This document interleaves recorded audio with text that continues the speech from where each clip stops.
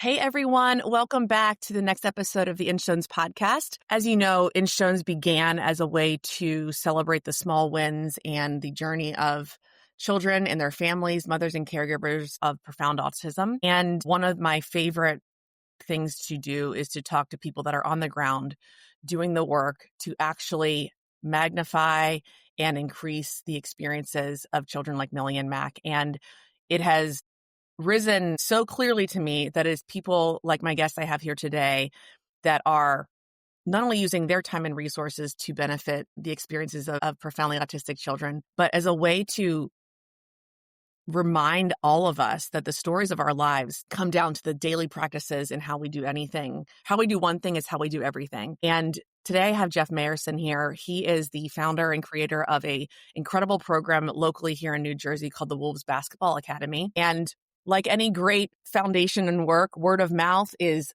the best way for sales and advertising. And it's exactly how I came to know of Wolves Academy through another mom of a participant at Wolves Basketball Academy. And they are an inclusive program of welcoming children from all aspects of the spectrum.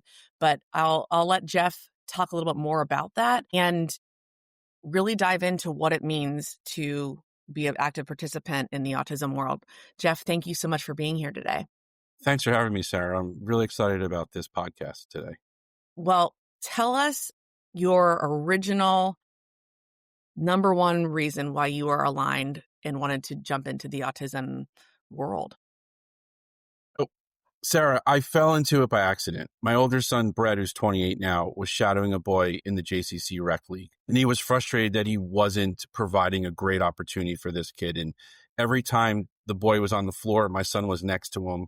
And all the other kids on the team didn't really know what was going on. And they never passed the boy the ball. And he wasn't really involved. He was just running around. And so my son asked me to come and say, see if I can have any suggestions. So I went, and then afterwards he said, "What do you think?" And I just said, "I think we need to get him in the gym with his peers, with people like himself." And he said, "How do we do that?" He was 14 at the time. So he was like, "How do we do it? I want to do it. Let's do it." So my wife, Karen, she's a preschool teacher at the JCC, and she is really good with education. And she knew these two women that started the Newmark School. So she said to me, "You should reach out to Regina and Cindy at the Newmark School and run this idea by them and see what they say." So at that point, I didn't realize, or I didn't even think that the Newmark School would have a basketball program. So I call them up and I meet with them and I tell them my idea, and they're like, "This is a great idea. What's your training? What's your background?" And I start telling them my coaching experience. And they're like, "No, what's your special education background?" So I don't have one. And they're like, "Well, we love your idea. We love this concept. We have a basketball team here. But for you to do this, you'd have to agree to go through some training with us." And I said, "I'm in." So I went through probably about 15 to 20 hours worth of training at their school with their phys ed teachers, just learning how to communicate, learning how to, get a child's attention, learning what to do. And after that, they said, "Okay, let's run a clinic for our students." So I did, and they were there, and I'm smiling and laughing because we've come so far from that first clinic. So first I walk in, and my whole idea was to run it like I would run a normal basketball clinic. I didn't want to say I'm going to do anything different, because my whole idea was, let's teach them different skills of the game. Let's make it fun. Let's make it like a really good time. So I had a whistle. And as soon as I blew that whistle first, half the gym cleared out. Right. Because the children just hate that whistle. And Cindy ran over to me and said, "Oh, you can't use a whistle." So I said, "Okay." And then halfway through, a train came by. In the Newmark School in their gym, there's a window. And as soon as the train came, half the kids ran to go watch the train. Right. So while this is going on, I thought it was a disaster. I thought Regina and Cindy were going to say, "Thanks for trying, but it's not going to work. Maybe we'll try again next year." And then a mom came up to me and she said, "I really want to thank you."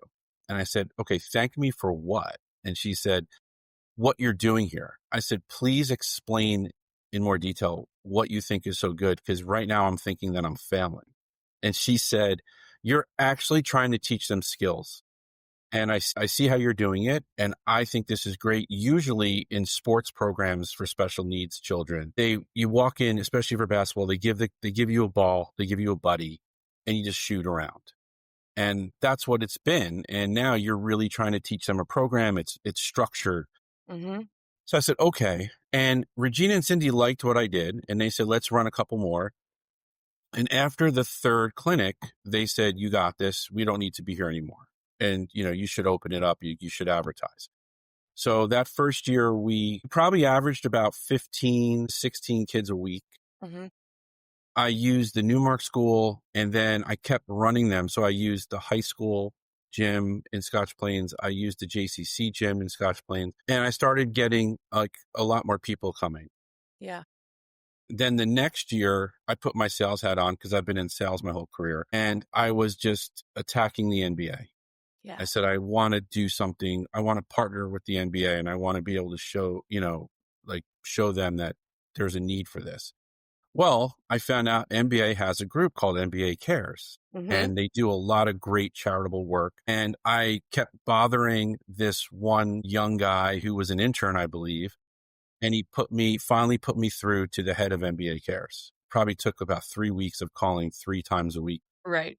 And she said, okay, what do you want from us? And I said, anything at all. Because the fact that I wasn't in New York was an issue for them, because they said like their New York teams their teams in the NBA that are local are all New York teams, the Brooklyn Nets and the Knicks. So, what do you want? So first they sent me some posters and some giveaways for the kids. And I'm like, no, I want more than that. Like, I really do. So they said, well, we do these trainings for coaches. We call them NBA clinician trainings. And then we do a USA basketball certification. So I brought my friend Mike, who runs the clinics with me every week. And we went and we spent probably about 5-6 hours with the NBA people. And we got trained with a whole bunch of different coaches. And that is how I run my clinic today. I run my clinic exactly how I got trained to run an NBA clinic, which is all the different stations. Yeah. And so the NBA then approached me when the All-Star game was in New York City. And they said, the All-Star game's in New York. We do a clinic. We do 100 clinics simultaneously on Friday of All-Star weekend. We want you to do a special needs one. Are you in? I'm like, I'm in. Like, I'm totally in. Mike and I went into the city. The NBA it's like a well-oiled machine. They had us assigned to a special needs school in Queens. Mm-hmm. The gym is really, really, really tiny. We had 120 students and all the teachers. And I set up the stations. I had 8 stations. I usually have like 4 or 5 in my clinic. I had 8 stations. And I had teachers assigned to the stations. And then Andrew Wiggins, who's an NBA player, was assigned to us. He showed up and all the teachers ran over to Andrew Wiggins. And Right. it was like craziness. But it was a really great opportunity for me to see the different types of children that are under that special needs category. I had some children in wheelchairs. I had some children with Down syndrome in that clinic. And it was a lot of fun. We had such a great time. And then after that, I just started posting about my clinic all over, in a lot of special needs groups and autism groups. And that's really when I took off, because we started getting like 30 to 40 kids every Saturday in a clinic. And that station program works, because no matter how many children you have, you can just add more stations, and then everyone gets to participate and go through the drills. And then after a couple of years, I noticed some of the kids were really starting to get pretty good at basketball, and they wanted to play games. They didn't want to just do drills and boring, dribbling drills or games. So Sick of the fundamentals. they were tired of it. And then some parents were telling me their kids were playing in their local rec league, and I was like feeling really good about that. Mm-hmm. So I said, I'm running a league, because in Scotch Plains, once you're in the high school, if you don't play high school basketball, there's nothing in the town of Scotch Plains to play basketball. Only if you go to like the local, like Hoop Heaven or some of the other places. So I ran a league, a lot of the kids that I coached, and we had like 8 teams. And I had 2 outside teams.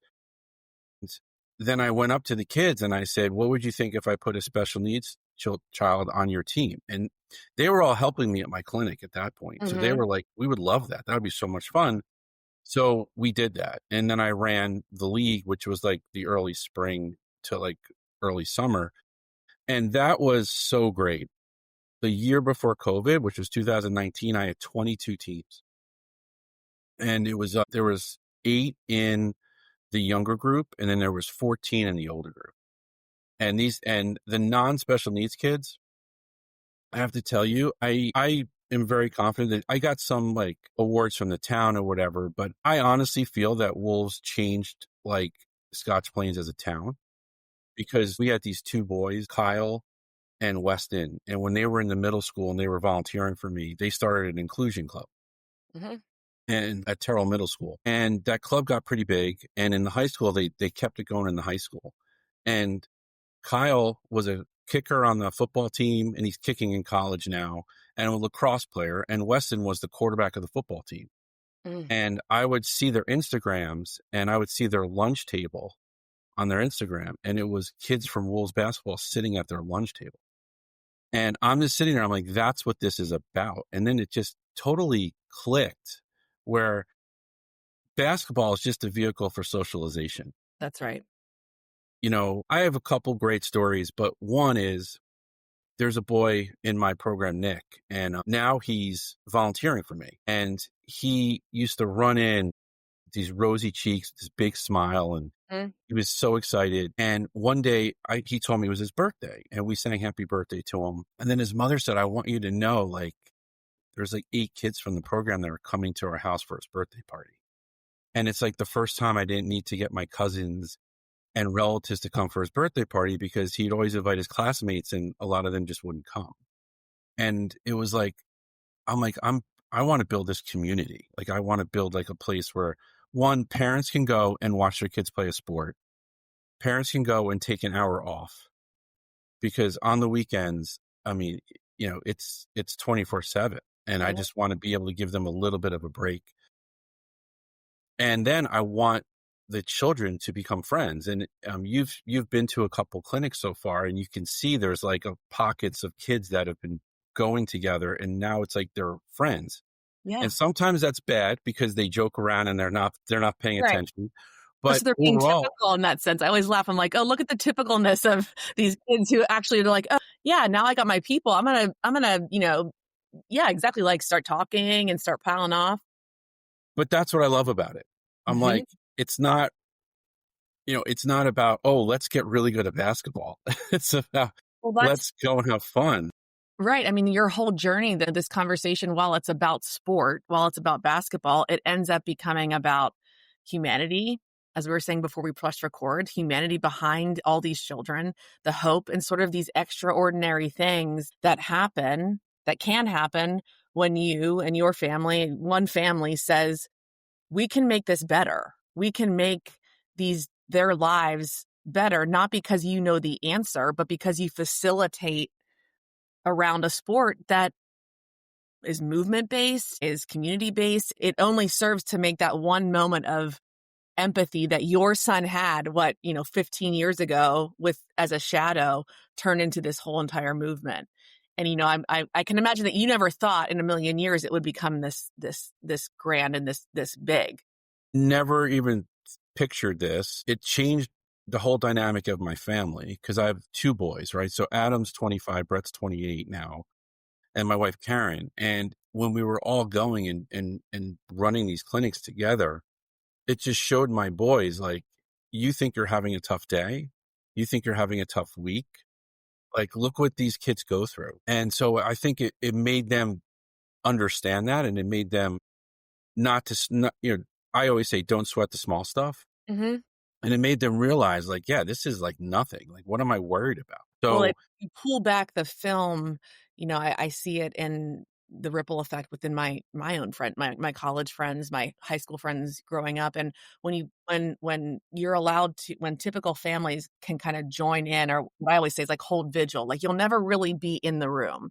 But what you're doing through the wolves, but also what your family and all the families, you're getting as close as you can. You're sitting right outside the door going, I see what they're dealing with. I see what they're experiencing. I can take that back into my own world and have an acknowledgement of the struggles, but also this, which Inchstones is came about, these small incremental wins that are celebrated the same way as a milestone would be, that they are greatly impactful for the actual day-to-day humanity of the kids that struggle deeply with almost every aspect of their life. Yeah, I agree with you. I mean, it's also just eye-opening with how much 1 hour a week Mhm. can change a Right. child or, special needs or a typical kid that's volunteering. Absolutely. I mean, you see how many volunteers I have. Yeah, I mean, I will tell you too. I've shared with you, I have a typical oldest who's on the typical travel team in my local town. And she now, and I told her, I said, oh my gosh, I heard about this great inclusion-based special needs basketball program over in Scotch Plains. And, as an almost 13-year-old, she doesn't really care. She sort of cared, but she didn't really care.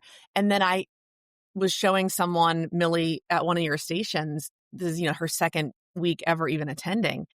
And my almost 13-year-old was like, wait, Millie did that? Wait, what did she do? And I said, you probably modeled to her so often by us attending all of your games that wasn't as big of a leap for Millie to go to a basketball thing because she's already heard the sounds of the court. She's already experienced that. But what happened was this magic of a typical sibling then acknowledging her special needs sibling participating in a sport that she probably didn't think her sister could attend Yeah. or be a part of. Yeah, So no, I agree. I definitely agree. I will tell you that first time I ran a game, and it was a real game. We had we had scoreboards, and the refs totally understood what we were doing. But one of my typical players threw this hard, no look pass because he didn't know who it was. He just yeah, saw the yeah, person was open, and it's slow motion in my head, and I see it going towards this boy Andrew, and he lifted up his hands and he caught the ball, and then he shot it, and it went in. And his father looked at me and was like, "Whew." yeah. Uh-huh.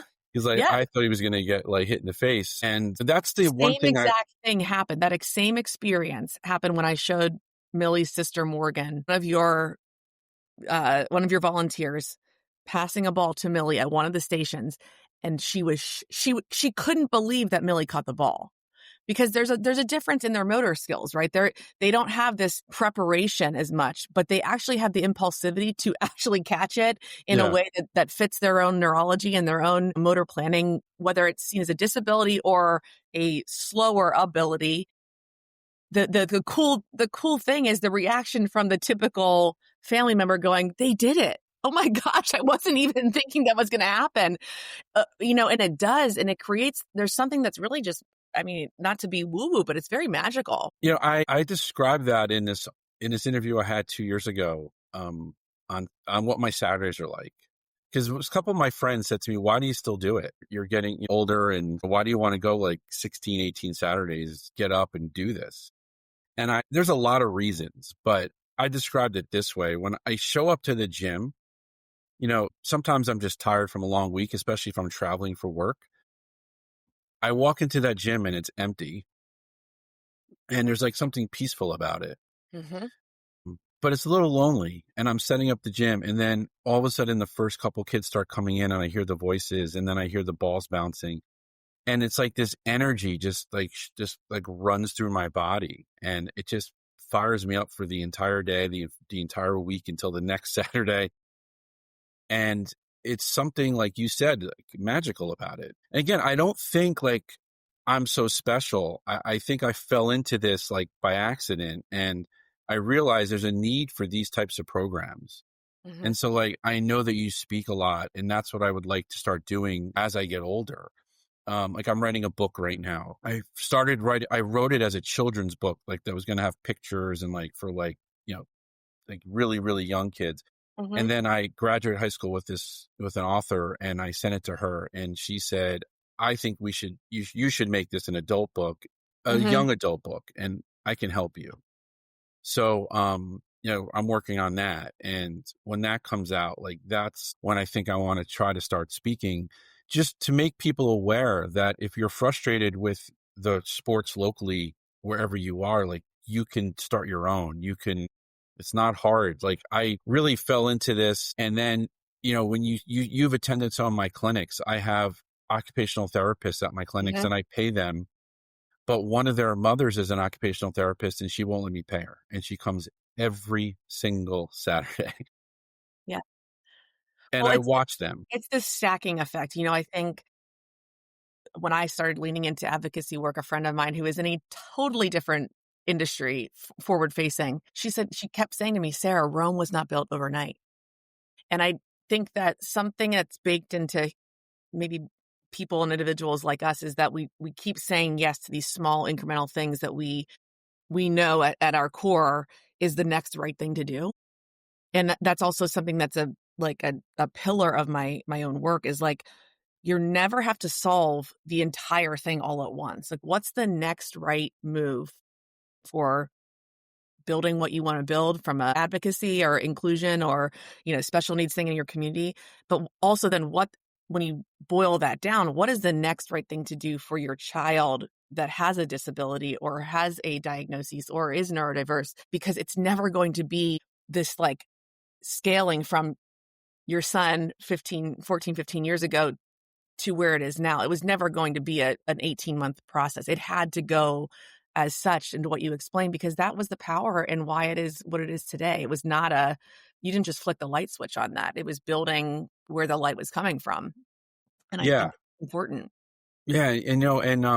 It's such a great community. Like I've made so many close friends with some of the parents and Mhm. then the children. I love when the children come back, they're in their early 20s and they want to help. And like they make sure to tell me I'm here to help. I'm not here to, I want to help.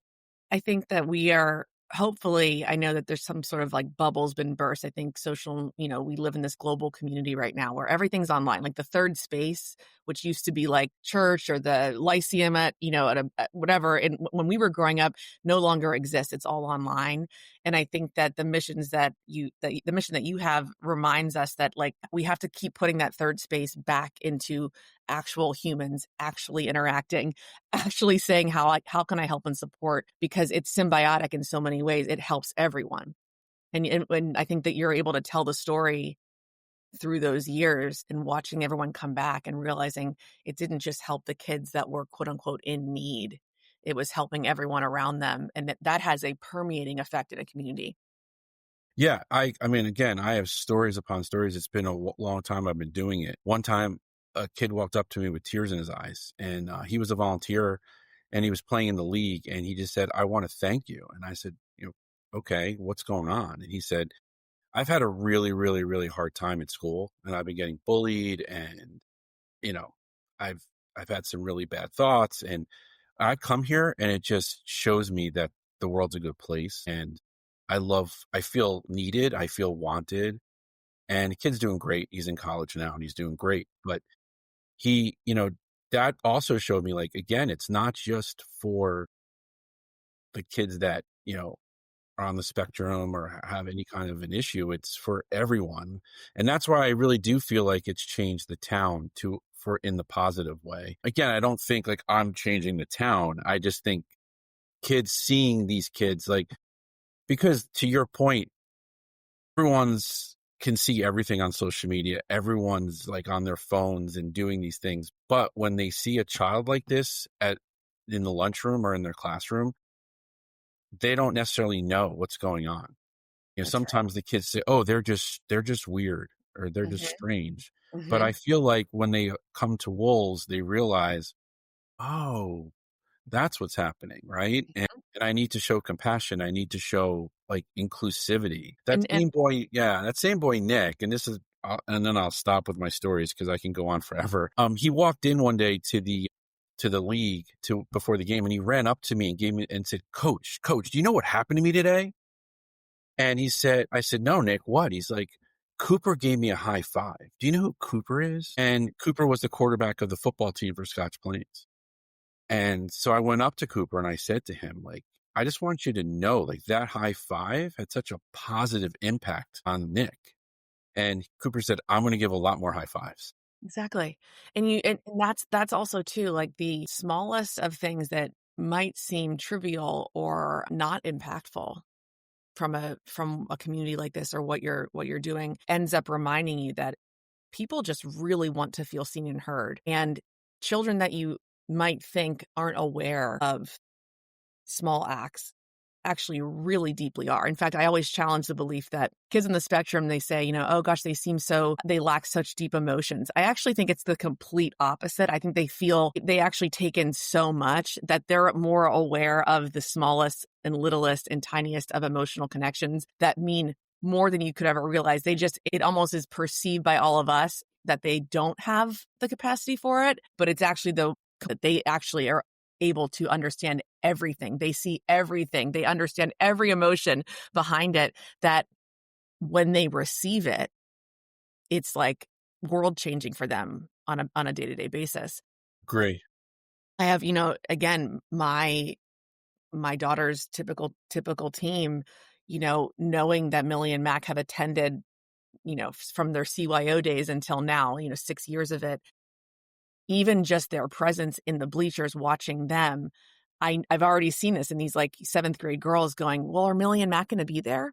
So even their presence allows for them to understand that different people are taking in their skills. I think that's really another part of this, is like orienting beyond just your team, and how the like what you're saying, the families that are there, even just watching and maybe taking a break, or the moms that are able to socialize a bit. That's part of it. That's part of what you're baking into all of this. And it has a compounding nature over time. No, I totally agree. We did a fundraiser in 2019, the week before Thanksgiving. We did it at Shacamaxon. Mm-hmm. And someone asked me, someone suggested it. I'm like, yeah, that's a great idea. Let's do it. Yeah. And we first booked like the bar area at Shacamaxon. Mm-hmm. And then before I knew it, I had to book the ballroom. Yeah. And we had over 200 people.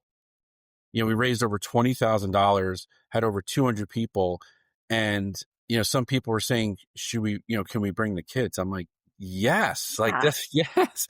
Well, this is The kids right. were selling basketballs that had Wolves basketball on them for a fundraiser, and they were walking around selling the basketballs. Right. And, we had a live band, and it was a night out for everyone just to be together. Mm-hmm. And I want to do it again, not so much for the fundraising. So my board, we talk about what are we going to do with the money that we have? Mm-hmm. Because we raised all the money we raised in 2019, we still have. That's awesome. Because the program kind of runs itself, right? So Regina and Cindy once told me I was going to not charge for my program. And they said, you have to charge. And they said, because if you charge, they come. Because it's, a parent wakes up on a Saturday morning and their child doesn't want to get out of the house. It's so much easier just to like not get out of the house. But if you pay the $25, even though it's not a lot of money, they say, oh, we scheduled There's this. a psychological incentive for Yes. something that has no, you think about things in life, what has no downside? Attending Wolves basketball clinic. That's right. That's sort of why the money, like the small fee and the psychological sort of science behind it is, there's no downside to this. Yeah. And if there's anyone that can't afford it, because I do understand, there are people that I call a scholarship, and, yes. Medication, therapies, everything just adds up. So Totally. $25, you put that on top, and it makes it tough. So I always say, like, don't worry. Right. We have you. But that also comes from a place of knowing that there's going to be support if you need it, and just to ask. One of the things I think we need to do better as parents of children with special needs is to remember that the support is out there, but you do have to ask, because we're not, like you said, you have the ability to have scholarships available, but we need to know where the people are, and you have to just sort of be a little bit more vulnerable and saying, I do need a little help with that. And it's not to be shamed for that. Yeah, but I would like one day just to pick your brain on ideas what we can do with the money that we've raised. Yeah. I do a scholarship every year for the volunteer of the year. Mm-hmm. So I pay a 1 year, it's a little bit of money for them, like pay for their books or whatever it might be. But I'm looking for what we can do that's really positive with the money and what makes the most sense. Right. Well, you are off to what I consider, a multi-generational wave of impacting your community. And obviously it's growing beyond that. As someone who's not originally from New Jersey, I love New Jersey now. I never thought in a million years I'd be raising my children. I'm a Pennsylvania girl at heart. I did not think that my children would be Jersey kids, yet here we are. And I'm so proud of the communities that I have become, supporting characters in my life. I mean, these are the towns around me, and they are, you amongst others are doing so many wonderful things to just broaden our idea of what community spirit, community inclusion, and just like the warmth of from a deeply human perspective, what that gives and how that is just grows exponentially. Jeff, I cannot thank you enough for you just being who you are and choosing to go down this path and saying yes to all these opportunities that led to where you are now with Wolves Basketball Academy. I think that one of the things I say to my kids every night, and I say to every guest, is that, you should be proud of yourself too, because it took who you are to even get to the point that you are sitting right now. Yeah, At some thank you. basic level, who you were was part of why this has all come to be.